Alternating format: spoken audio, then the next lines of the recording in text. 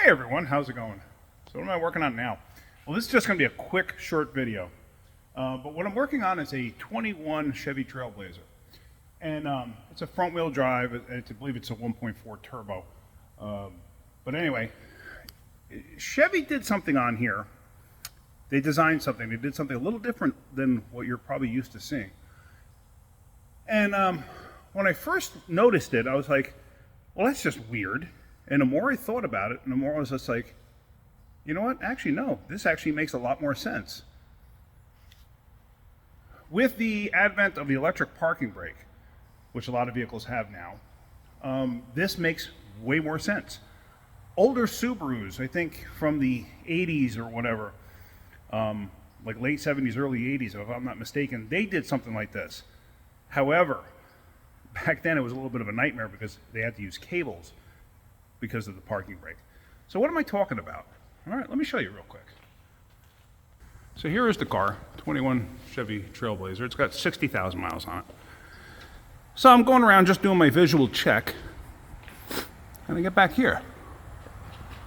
All right, so there's a caliper. What's the big deal? It's no big deal. Okay, all right, this is the back of the car, right? This is the back.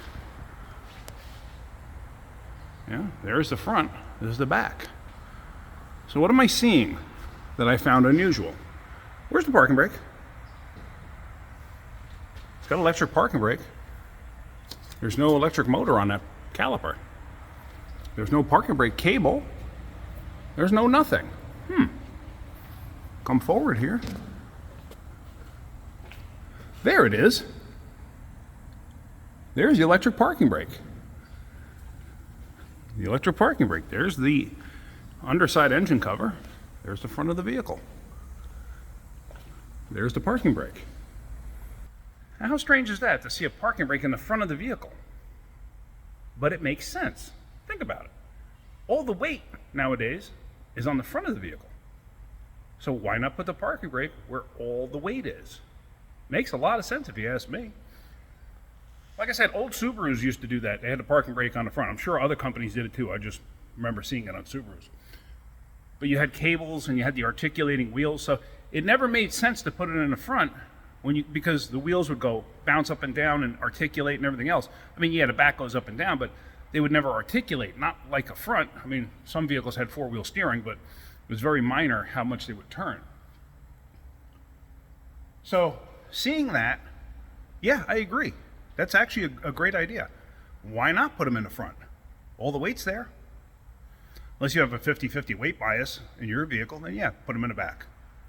But to me, it just makes an awful lot of sense putting it there. Now, I know some of you are going to say, yeah, but you have it in park, so the front wheels are already being held. Yes and no. What if an axle breaks, let's say? It does happen. I've seen it quite often. A CV joint breaks, something along that line. The ring and pinion and transmission lets go.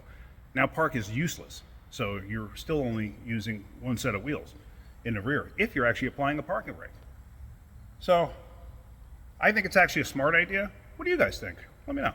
Really curious. But I think the parking brake in the front on something like this, a small vehicle where 90% of the weight's over the front wheels, maybe not 90, but you know what I mean. I think it makes a lot of sense. Anyway, let me know what you think in the comments. All right, that's pretty much it. Like I said, short video.